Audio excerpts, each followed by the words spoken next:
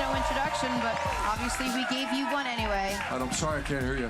Okay. I'm just going to say you're here, and that's really all that matters. We are really excited to have you here, Coach. I see a Cavs fan. I see a Cris Carter heads all over the place, so I'm in the right place. All I see, Coach, are Cris Carter heads. That's all I ever see. I'm just kidding. It's a good thing to me. Listen, I'm getting a small taste of what home field advantage is in college football, but when you're in the stadium, just give me I haven't been to a game yet. Give me a sense. How would you even describe what that spirit, feeling, charisma, everything is like when you're in there and you're playing a game like this one Saturday? And for people who say that doesn't exist, they're wrong. I mean, there's probably a dozen schools in the country that it is an absolute advantage, and that place right there is one of them. And, and I can't wait for our 10th unit to show up and help us go win a game. So I think last year the team up north, especially in overtime, that's the loudest I've ever heard that stadium. I'm hoping we top that tomorrow night. Beautiful. So you issued a challenge for the hometown fans. There's going to be enough of a challenge as far as Penn State, what they present to you. Coach, you mentioned this week Saquon Barkley, maybe the best all-purpose back that you've seen in over 30 years of coaching. Now, Coach, I've been following you the whole way. Now, you're a good friend of mine. You face some great backs. What would make you say that about him, what he does on the field? Well, not only faced him, we've had some. You know, I look Percy Harvin, and he, to this date, he might be the best of all time. But what he could do with the ball, with Zeke Elliott, the thing that Saquon is a great running back. He's very strong, very durable. But they have him a kickoff return. They have him lead the team in receptions. He's a very good blocker. So as far as all-purpose, you know, he's got excellent hands, and you isolate him like you saw last week. That's not a good matchup for him. So I just say top to bottom, it's probably not fair to say he's the best, but certainly he's in the conversation of top 2 or 3. Yeah, it's interesting, too, not only comparing against the guys you competed against, but the two that you mentioned, Percy and Zeke, being very, very special. For guys such as Saquon, I mean, we saw Leonard Fournette, right? So he's an outstanding college football player, but you basically knew what you were going to get with him. They throw him a few screen passes, but what they're going to do is run him between the tackles, and he's going to run over people. Saquon Barkley, it's the fact that he's #1 in the nation in all-purpose yards. It's the 3 phases of the game he can hurt you. I want to talk particularly as a receiver.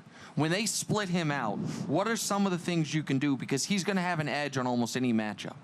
Well, you look back at our offenses, I can only speak to really mine or ours, and that is you're always looking for that guy that create a matchup nightmare, whether it be a tight end that can run routes and also block, whether it's a tailback that can run routes and also carry the ball, because just the way the numbers add up, if you empty him out and you're a man coverage team, there's going to be someone wearing a number 50 or 40 number covering them, and that's a linebacker.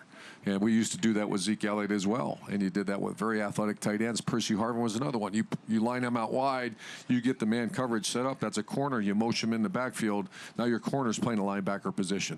So it forces team to really sit there and say, do you really want to play man coverage? If not, now we're playing zone, which is something we do not like to do, and we're out of our comfort zone. So that's what creates a dilemma for defense coordinators, a guy, the hybrid athlete, and that's why there's so few of them. I mean, we're searching the country. I can tell you, recruiting, if you're a hybrid athlete, we're coming after you because we want you. And that's the tight end / receiver. That's a tailback / receiver. Are you recruiting on our show? Use the platform. You give me a few minutes, I'll make it. While you're here. I feel like I should be playing. Let's talk about, and we're going to get to JT Barrett in a second and what he does for you guys, but your offense as a whole, it's been quite a good stretch for you. 50 points, 500 yards in your last 4 games. What do you attribute the most recent offensive push from? Well, I think we have 2 new coordinators, Kevin Wilson, Ryan Day. I think we have a group of receivers that were fairly new. Some were around for a while, but for the most part, they were real new. We have a freshman tailback, and we have a couple, an offense line that was not very good last year. It's playing much better. So what you're seeing is the coming together of a unit is what we call it. And then we've also realistic. You know, we've not faced a top 50 defense in the last 5 games as well. So we're very realistic. What's walking in this stadium tomorrow night's a challenge. But Ohio State should do what we've done the last few games, and that's play very well, execute at a high level. Our quarterback is playing with incredible confidence, and the timing between him and the receivers are one of the best I've ever seen. Cool. About the success of JT, how important is that? Not only just for the offense, But how the team runs, the confidence, does it bleed into the special teams and in the defense? Because he's been one of the most special leaders, in talking to you personally, that you've ever been associated with. Yeah, the quarterback position is the most unique position of all the sport. And I'm not disrespecting other sports, and I'm certainly not an expert in them, but I'm an expert at football that my whole life's been around it. Every snap, 10 guys are looking at you and asking for an answer. When your team comes together, they're looking at you expecting an answer, and you better be confident, you better be real, you better be tough, or your team's not very good. And there's no greater example of the NFL. The best NFL teams got the toughest quarterbacks.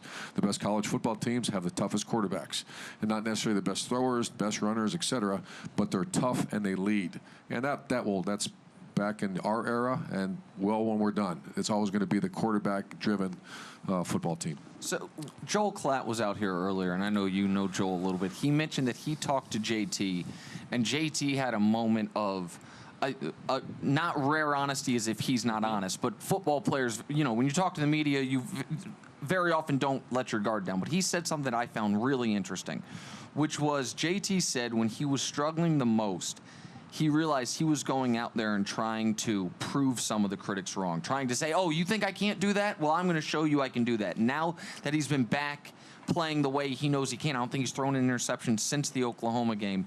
It's just been trusting what we do, is I think how Joel put it. Have you seen that? Like, does that mesh with what you're seeing on the field? Sure, and I've been very lucky to coach some incredible quarterbacks, from Josh Harris to Alex Smith, Chris Leak, Tim Tebow, Cardell Jones, Braxton, and JT. And you can say disregard the media, you can say disregard the fans and all that. No, you're not. You're going to hear them. We're all human. We all have a little bit of that. He's at the point in his career where I really believe he has tuning everything out, and I'm going to go execute the offense the way they're asking me to execute. And I think he's at that point in his career, like I said, that there's no doubt in my mind he's doing that. He's disregarding everything, and I see the focus, and I see him get ready to play. I follow up one more on JT, because you guys are, as you mentioned, in this winning streak, you haven't played top 50 defense. Well, you're not just playing top 50 defense, not just playing top 5 defense. You're playing the #1 scoring defense in the country. That's tough for anybody. What, out of your quarterback particularly, as you talk about the importance of it, do you need to be able to penetrate this Penn State defense that really nobody's been able to find a clear path on? Every other snap's a pressure, so we're going to try to put some space in their defense, which is kind of the style of play that we have anyways. And space in the defense means that we still want to have a power run concept. You do it from spread formations. The RPO is something that's become very in college and professional and high school everywhere, and that's the run play with a pass option in case they trigger or they blitz. That's something JT is exceptional at, because I used to call him the distributor. He can distribute the ball wherever it needs to be because he's so smart and understands defenses. So we need to continue to have space. We can't be, you have a tendency sometimes when the team's blitzing a lot to bring people in. That's what the defense wants. We need to be in space, and the quarterback's got to keep us in good plays. And that a lot of times you're seeing, when you see things going on at the line of scrimmage, he's changing what he saw because he saw a trigger from the defense. Coach, you've had a number of great coaches at this great university. You being born and bred in Ohio, you understand the significance of being the coach at The Ohio State. You've only lost 7 games as the head coach. You lost 1 last year at Penn State, but I was really surprised in your prep this week that you said that there was a revenge factor, particularly going against Penn State this year because of what happened last year. Now, you're not a coach that teaches revenge. So what led you to it being some type of revenge from last season's loss to Penn State? Well, I think there's always that. And now, are we going to use that and that's going to be the mantra? No, it's not. I mean, that's a foundation built on sand. You know that. That's after the foot hits the ball. If revenge is over, you got to go play the game. Yeah, you're talking about 17, 18, 19-year-old players. You're talking about a 53-year-old coach that was in that stadium last year. We lost the game. Do we want to beat this team in the worst way? But like you said, that's not our style to come up with catchphrases or things like that. It's all about execution of playing. But we're all in this thing together, and we all took a shot right in the jaw last year, and we're going to do our best and let that happen this year. Now, you, Coach, you've gone out of your way to set up a marquee schedule. Like your off-season scheduling, it's become important. Now with the college playoff, why have you done that for your football team? You're talking about opponent schedule? Yes. Oh, yeah. I think I don't get too much involved with that, though, Chris. Gene and I talk every year, and Gene Smith, our athletic director, and I think you have to play an elite team every year. You know, and we lost one earlier this year. We made the decision to play a top 5 team in Oklahoma and lost. But last year we got into the playoffs because we went to Oklahoma and beat them. So I think every year you play the top 5, top 10 opponent, then you play a couple other games, and then you go into the Big Ten schedule. Coach, now I spoke to the team at St. John and everything. That's the first time I've ever spoke, and we lost. Are you? You're out. You're okay. out. Jenna, next question. He's never out. I just have to tell you, he wants to dot the I. He's afraid to ask you. He's afraid to be told no. But just let the guy dot the I. Like, that's what the guy wants to do. Okay, it's all right. If no one's asked me, but if they do, let Chris dot the I. We're finished. I do want to ask you about the conference, but first. We're excited about the game as media members. Fans are super excited about the game. I have no doubt, right? No doubt you're excited. No doubt that your players are excited. And this is a big game. It's a national game. There's a lot on the line here. How do you make sure that your guys, when they get on that field, are ready to just play football and tune everything else out? Because it's easy to say that. It is certainly not easy to do that. Well, the militaristic model says when contact is made, you revert back to your training. And that's a lot like the conversation about revenge or about we dislike something or dislike someone. Those are all foundations built on sand. What's built on rock is all the training they've gone through. They've been trained for this moment since they walked on campus as a true freshman. Now, certainly the guys who've been around for 3 years, the JT's going to be fine. But there's also Jordan Fuller is going to make one of his first-time starts in a stadium like that. We have group receivers, still relatively young. So they've been trained, and it's not something, it cracks me up when I spent actually 1 year in TV, and someone says, hey, what'd you say at halftime? I don't know. It doesn't matter what you said at halftime. This is a great saying.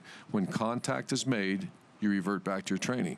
Contact's going to be made there at 4 o'clock in the or whenever it is, 3 or 4 o'clock in the afternoon. You should probably know when. No, 3:30, Coach. 3:30. By the way, but the best trained team, they revert right back to the training. That's focus and do your job. Another great philosopher, Mike Tyson, said everyone's got to play until you get punched in the mouth, which is, I think, maybe a less eloquent way of making the same point. All right.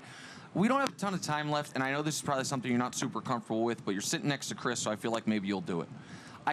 Even people that aren't huge college football fans have to look at your career and say, there is something Urban Meyer must know about being a successful leader that is applicable anywhere. You went to Bowling Green, most success they've had. Utah, Florida, Ohio State.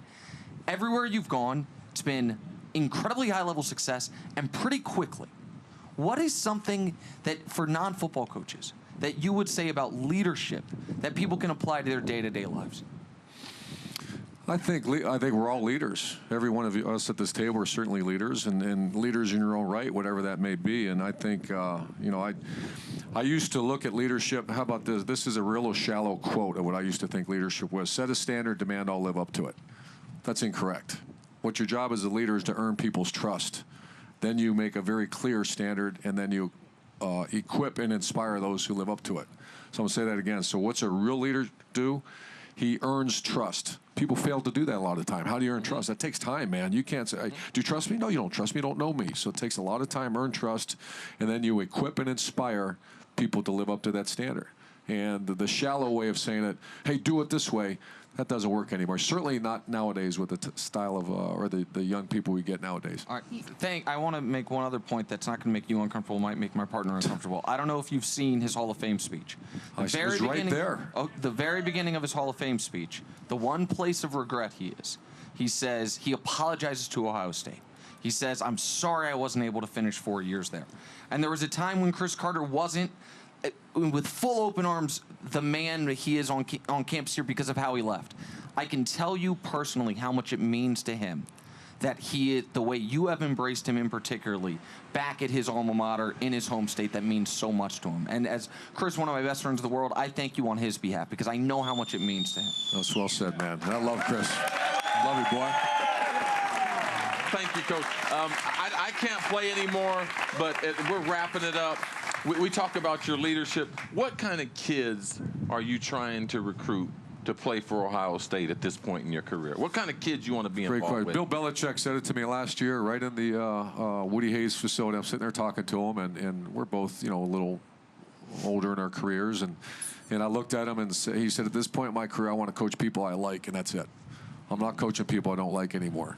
I mean, I even tell our team that all the time. If I don't like you, I'm not coaching you. And what is I like? I mean, what I like from people, I want people to be selfless. I want people to work extremely hard. Yep. I want to have focused people that represent Ohio State, the name on the back of that jersey the right way. And I guess I'm at the point where if I don't like you, I'm not going to coach you. Thank you so much, We Coach. can't thank you enough for hanging out with us, stopping by. There's all this right here. I know, I'm freezing, Coach. Good luck this weekend, Penn Coach. State, Ohio State, 3 o'clock on Fox. Make Thank sure you, you're guys. watching. Thanks to everybody here. We had a blast. We'll be back next year. Thanks for watching. Subscribe here to get the latest from the show. Also, be sure to check out more of the best clips from First Things First, or go watch a few segments from our other shows on FS1.